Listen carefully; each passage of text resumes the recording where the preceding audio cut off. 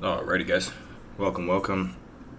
Thanks so much for being flexible with me, guys, and being able to be shifting around and everything. It's been a crazy week. Lots of trainings, and I had a lot of different meeting cancels the other day, so just completely got knocked off schedule. So thank you guys for being so flexible. So I know it's weird having it on a Wednesday. I got up today and I was like, oh crap, this is weird. So I think what we'll do is we'll definitely go Thursday tomorrow as well, unless you guys say otherwise, then we can figure it out as well. But I think we'll do today and Thursday, and then we'll pick up next week like usual, and then we'll figure out tutorials, whether that be over the weekend or we could just take a gap week. That's fine as well. Sorry guys, I'm still getting crazy text messages and emails this morning, so sorry. Let me just get this all turned off. But hope you guys had a great week. Everything's going well in your guys' world. School, I know you guys started school this week, or a lot of you guys. I know some of you guys aren't in school. I definitely want to give a little breakdown. I know I feel like I haven't really been talking to you guys a lot lately. Just I was out of town. It feels like ever since I went out of town, I came back. It's been a weird thing. You guys know how it is coming back from vacation, so it's definitely all right. But alrighty, guys. First off, not to waste any more time, let's get into our agenda and see what we're learning today and see what we can cover today and what's going on in the crypto space. So it's going to be a mix of yesterday's news and today. I woke up early this morning and saw to see what was going on, looked at price action just a little bit, kind of fell out of the loop just with everything, but I'm pretty sure we're up to date with everything going on. So we got older Bitcoins being spent as price climbs on chain analysis data. We got our crypto jobs list, the web's biggest list of crypto jobs, just like we talk about so frequently. I'm going to go through there. I saw a couple positions I thought were actually really, really cool. I saw some graphic designer positions. I saw some Q&A positions. I saw some customer support, like Twitter Q&A positions, which I thought were really cool. So we're going to go over that as well. We're also going to go over 81% of finance execs, say blockchain has gone mainstream, according to them, which, I could definitely agree with. We're seeing a lot more influx of integration with companies and, just like we talked about so often on this space, all weeks and weeks and weeks. Also, we're going to talk about El Salvador will not require Bitcoin acceptance under president's rule. He talked about the separation between, Bitcoin and traditional finance, for acceptance. Not everyone, of course, has to accept Bitcoin if that's not something they want to do. So I thought that was, of course, very interesting. And if we knew that, wasn't going to be the whole takeover, but the more of a preferable means of transaction, a little bit better. So, and also we're going to go over some, I believe that article kind of catered more to overseas individuals, kind of the millennials. So I know a lot of individuals in India, a lot of other places in the country are starting to really with the availability of exchanges, we're seeing a lot of young individuals, especially millennials and Gen Zs, being able to really be independent and work for themselves. We're seeing a lot of financial independence with a lot of younger generations and millennials and as a whole. We've talked about how millennials and Gen Zs, especially I think around millennials and Gen Zs, that it's tough for us. It's a lot harder for us to gain wealth and financial independence than it was for our parents and those who are going to be coming below us. So they call it, at least our generation, the toughest generation, which I mean, I feel like every generation says that, but I can definitely believe how it can be tougher for us with everything that's going on. So, makes sense. Alrighty then, guys. I just want to kind of cover the housekeeping, and so we can definitely hop right into it. Oh, also quick housekeeping. Just of course, try to check the Patreon once every other day. That's really just what I like to say. You don't have to check it every day, of course. That's just kind of a stressor I like to put out there because I easily forget to. I'll miss your guys' email sometimes, and it'll come to my Dropbox, but sometimes I'm just like, oh crap, Patreon's on there. It's more of a glorified payment processor. That's the way I like to put it. So it is what it is.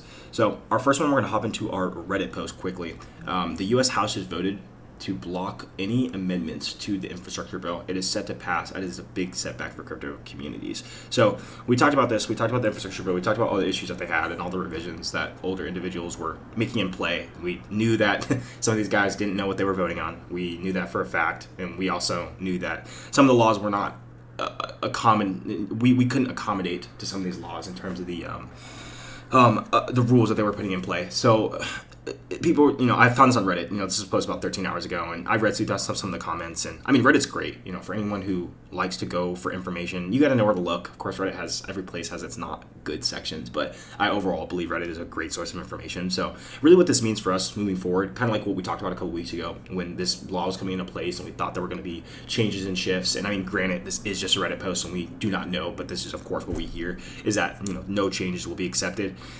it's a low blow, but that's not by any means the end of the world. I try to put it in perspective is we, as the USA, we hold a lot of power in terms of how we govern the world and, our influence and so on. And we have a lot more, I guess, rule bending that we need to do. So, not the end of the world. I don't think this is something to freak out about. Of course, we knew regulation was coming. I feel like a broken record when I say that, but regulation is needed, especially if the government is going to take anything remotely seriously when it comes to an asset class or anything new, coming into countries. The government is going to take it in full control, not in full control, but they're going to try to polish it up and, spit on it and shine it and make it as best they can for their bend, of their rules. So by no any means is this the end of what's going on that we have built, and, it doesn't affect you getting a job in the crypto space or, how we're going to govern our innovation moving forward. It may bend our pathways of how we're going to be able to do things. I know I haven't had chats in work yet about how we need to bend these laws, but just for some behind the scenes of, some light work things is that,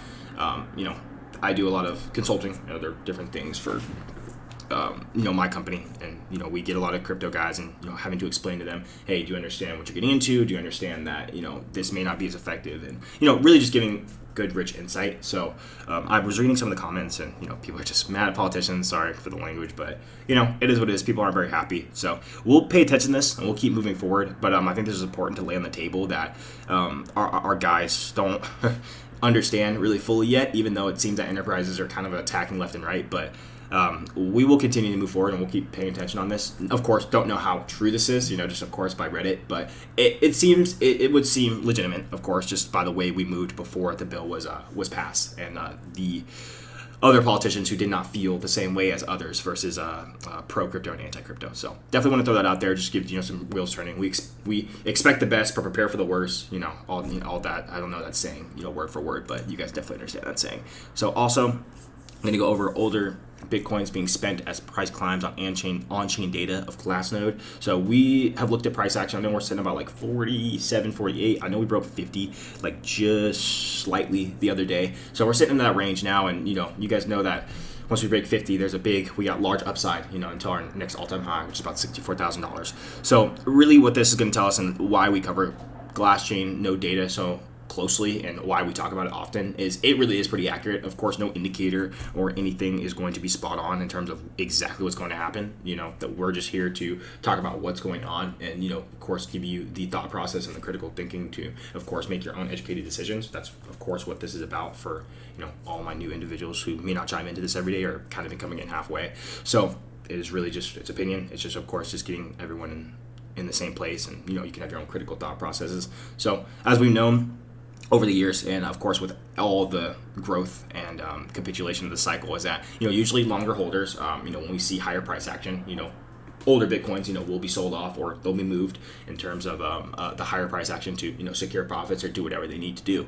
So as we see with the data here, we can zoom in a little bit deeper. I like how they definitely include this on the website. So we can even just see here on the price influx. So 60K is going to be our baseline up here.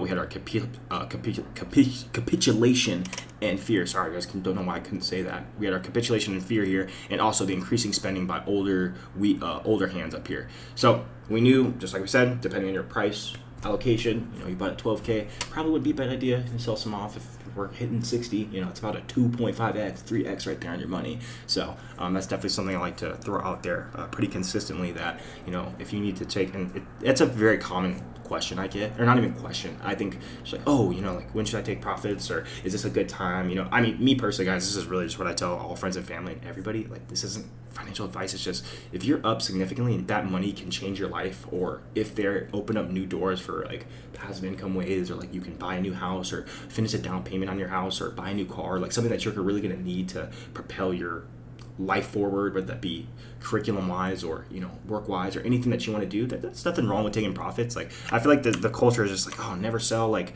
that's crazy. Like, that's literally crazy. Like, even the big guys sell. We saw tons of guys sell off their BTC, and there can't always be winners, guys. That's definitely a big thing, is that there will always be losers in the market cycle. It just depends on what you want to be. So that's kind of just the hard truth of it. I know it's hard to say that, but sorry for all you guys who bought higher, but just remember that. Absolutely.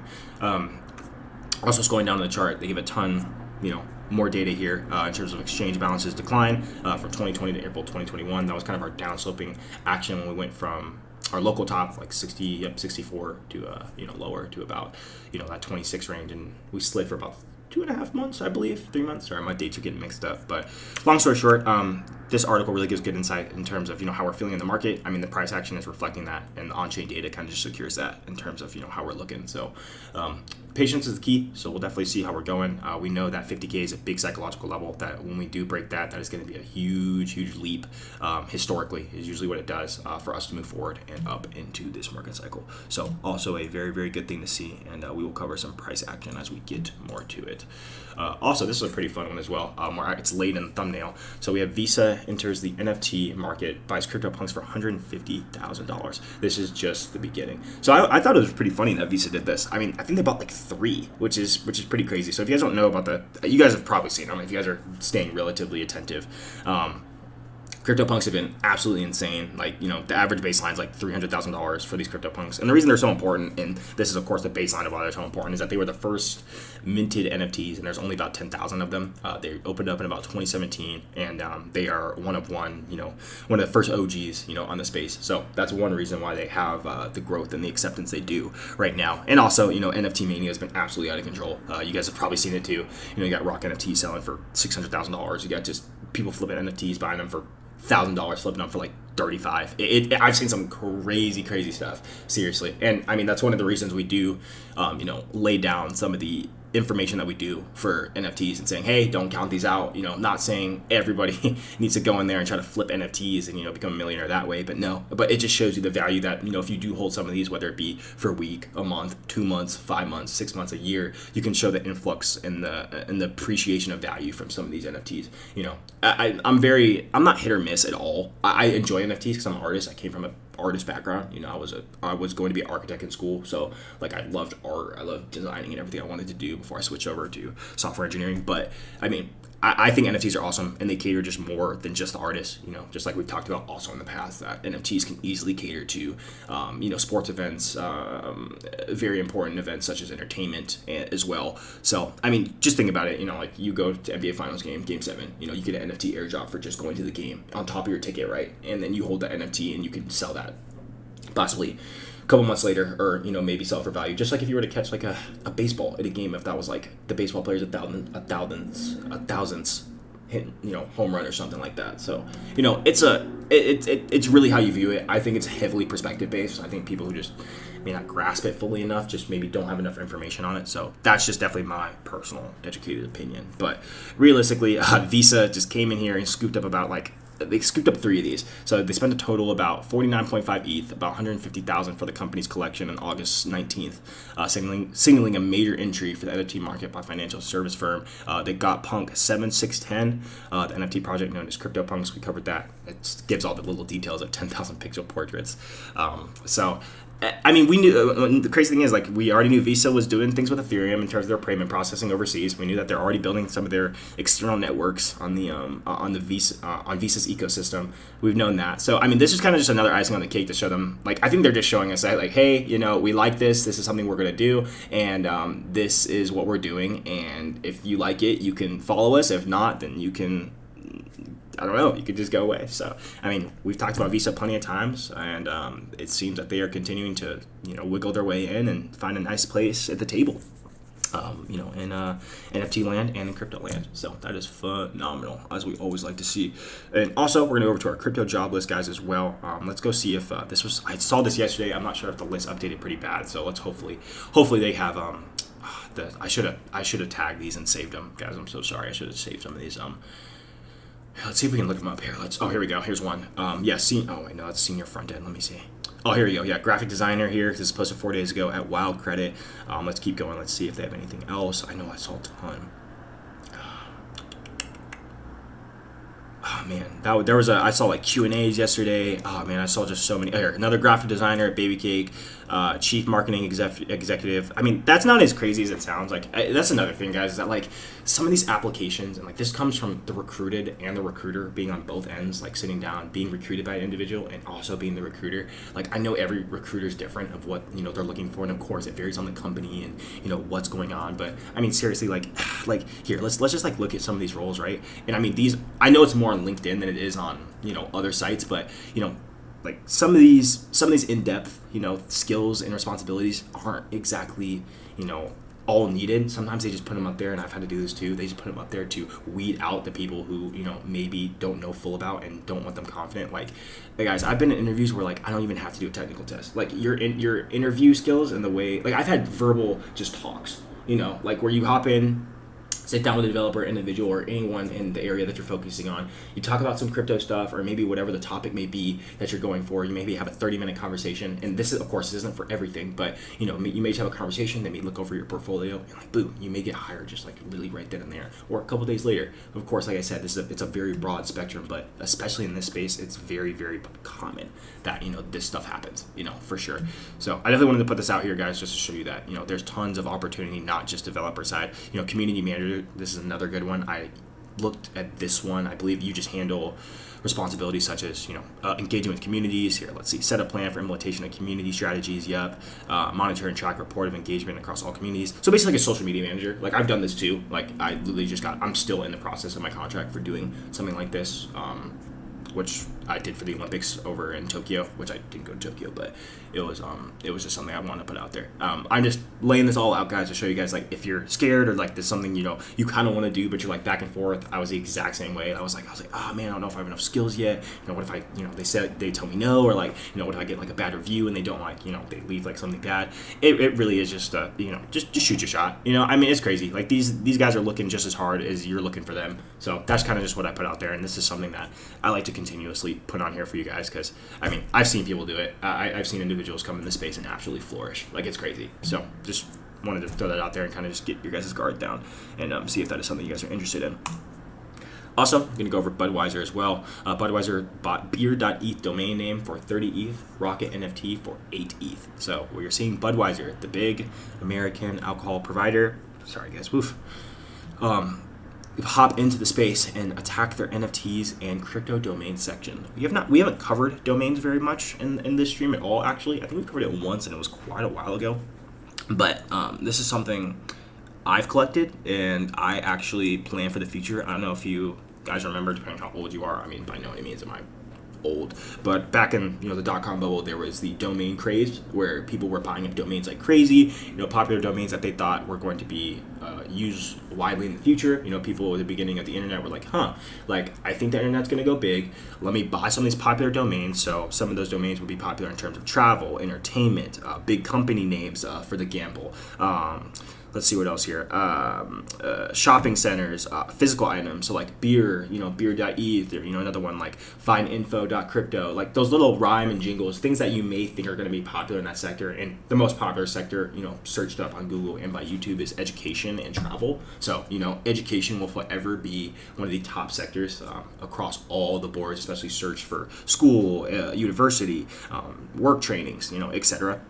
So that's something I'd definitely like to throw out there. But definitely we see Budweiser coming in here hot, picking up their NFTs and also picking up their beer.eth crypto signal. So where that comes in, where the .eth or the .crypto comes in, is that it is for the domains of your decentralized Web3 websites. So we haven't talked too much about like the metaverse and kind of like how, I mean, we talked about it, but we didn't really have a deep dive as to what that really is. So, we will get to that. I don't want to like drag this on, and I'm looking at the time now. I'm not trying to drag this on and kind of make this another off topic, but we will get into that. And if you have any questions, please reach out, or if do a little search, and we can definitely get there. I can help you guys or do whatever you need to do, but we'll have a video time to where we will explain the metaverse, and if I find anything better or more in depth, I'll send it, and you guys can definitely watch it, because that's actually really, really important. I think that's a big shift of where we're moving to. Facebook has came out and said already that that's one of their biggest shifts they're moving to, is the metaverse company. So very, very interesting times, guys. Very, very interesting. So, Richard Opie, Vice President of Global Brands at Budweiser Parent Company, he ensured the CoinDesk last month. The beer brand is investing in an NFT media shop run by internet entrepreneur Gary Vee. Oh, wow. I did not know Gary Vee was actually a big help with this. That actually would make a lot of sense now. I don't know if you guys follow Gary, but he's like an older dude, but he's very, very like in touch with like all this new stuff. So I enjoy Gary, so I guess it's not new to me, but I did not know that he played a big role in that. So awesome. Moving on to our next one, guys, real quick. I know we're spitting a ton at you right now. I feel like I had to make up for Tuesday yesterday, so we're mixing in like yesterday's news also with like today's news, and then we'll also have Thursday's news tomorrow. 81% of finance executives say blockchain has gone mainstream, the survey says. Let me think. 81. That's pretty high.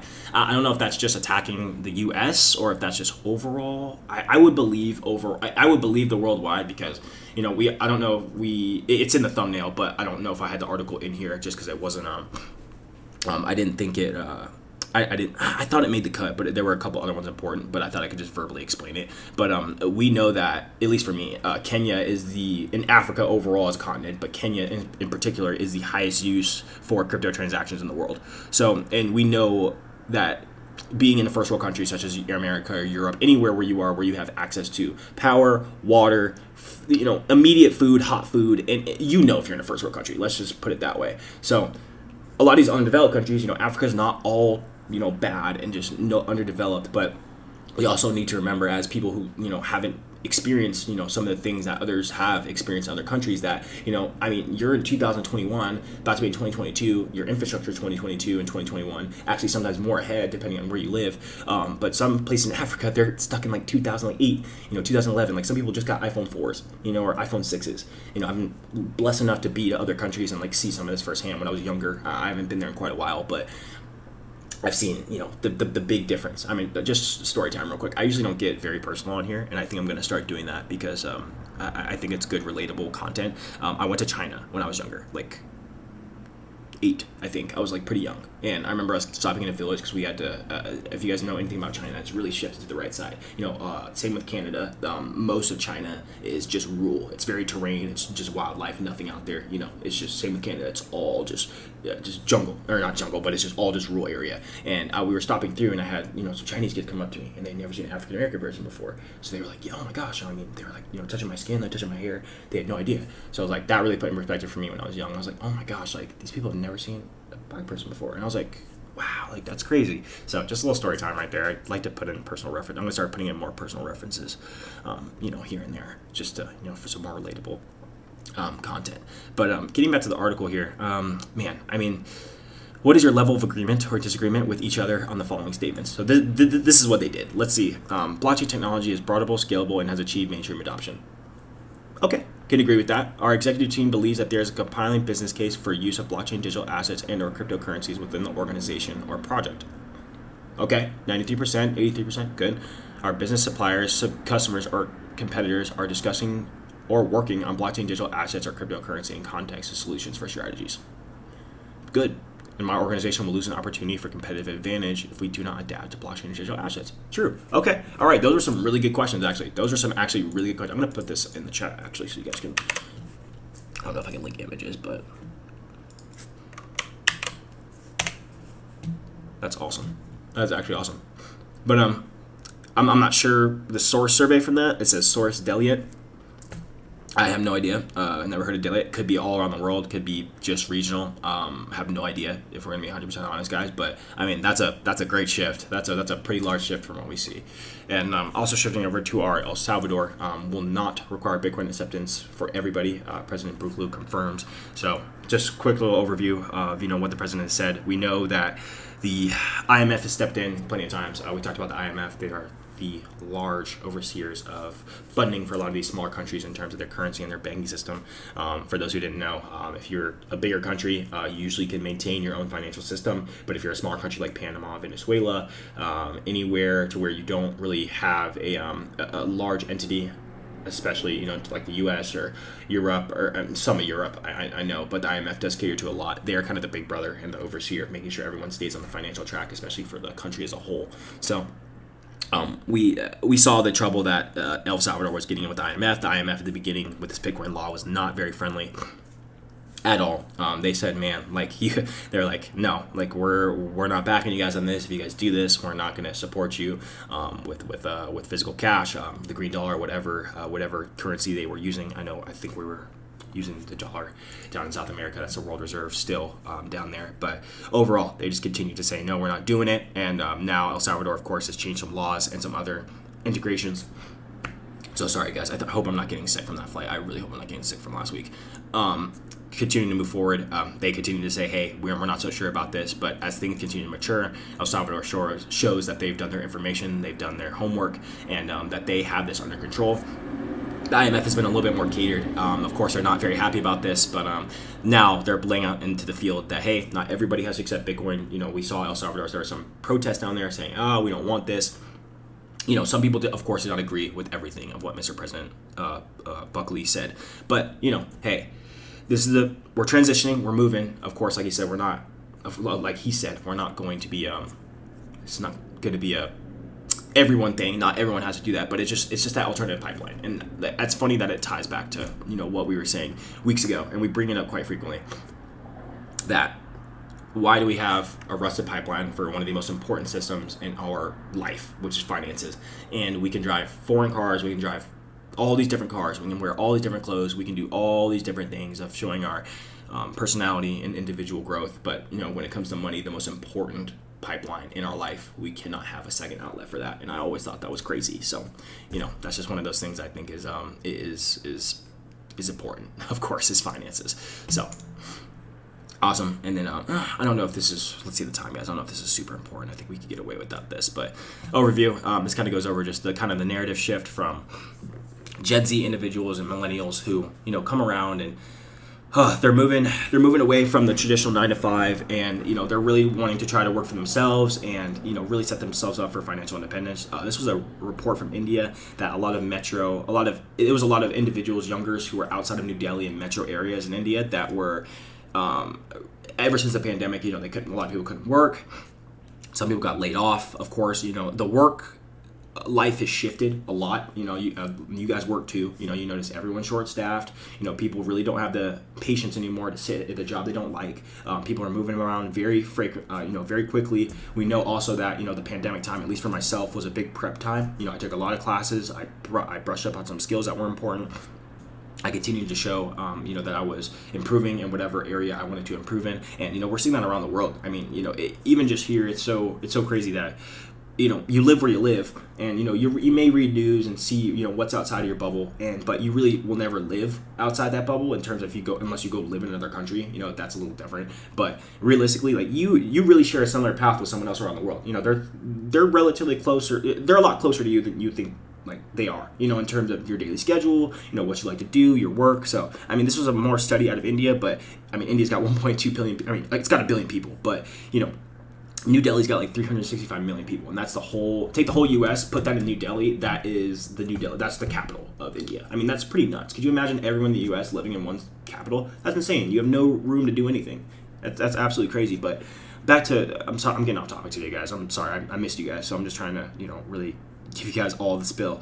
But it just covered some small details as to individuals wanting to get out of the 9 to 5, wanting to really take hold of their financial independence, showing how crypto opened up a whole door of finances for individuals to continue to, flourish in whatever they're doing. And it just continued to, provide opportunity for a lot of these individuals. So that was pretty much a wrap up, guys, of everything. I know we blasted through a lot. I feel like I haven't taken a break in like 30 minutes, but thank you guys so much for chiming me in today. We'll be back on Thursday to cover our Thursday live stream, and so thank you so much, guys, for being vigilant and flexible with the day. And if this helped, of course, share this with friends and family, like and subscribe, and of course join the Patreon if you find this information helpful. We got tons of things in the Patreon, such as passive income. We got private tutorials. Of course, you guys have access to me 24/7. Questions answered. I try to get back within 12 to 24 hours of you guys have many questions.